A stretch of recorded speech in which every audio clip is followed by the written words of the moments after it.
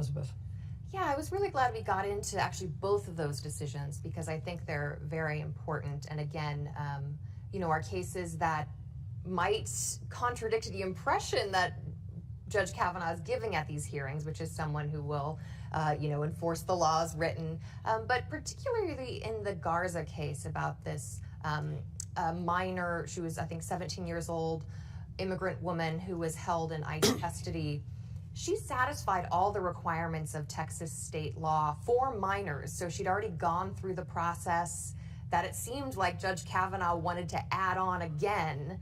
She'd met the requirements for a minor wanting to get an abortion under Texas's laws, which are frankly some of the most restrictive in the country when it comes to abortion. So it did seem as if Judge Kavanaugh was reading into the law something that neither Texas state law nor the Supreme Court in its judicial bypass abortion rights for minors jurisprudence required. And then when it comes to the undocumented employees case, he was criticized by his conservative colleague on the DC circuit for, in her words, going beyond what the Supreme Court had said in the Shortan decision, which he mentioned.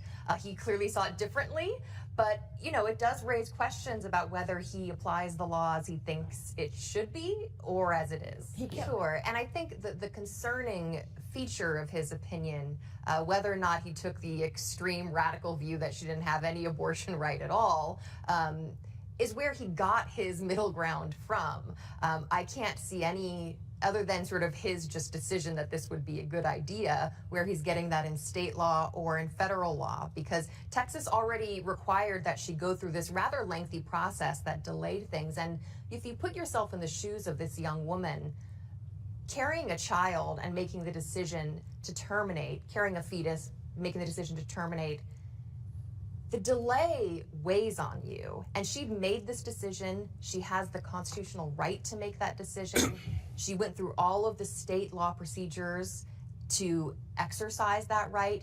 And she should have been allowed to without, a conservative judge putting in his own 2 cents on what she should be doing. And so I think people who are concerned about Roe and the majority of Americans who support the right recognized in Roe, they are concerned because they don't see a mooring in the Constitution for Brett Kavanaugh, that Brett Kavanaugh has pointed to for why he thinks the right to choose abortion is protected. There are a couple of other clues, though, on the broader question of whether he can be fair and impartial in cases implicating pro-life, pro-choice. He's had a couple of decisions, the Emily's List decision, where he ruled in favor of a pro-choice Democratic group. He's got another First Amendment decision where he ruled against a pro-life group protesting President Obama's views on abortion. And so I think you do have a track record here, and he's been fair and impartial in all of these cases. But those weren't abortion cases. In fact, the Emily's List case he used to gut campaign finance limitations. So on the actual abortion question, it's Garza. All right, we are back in session.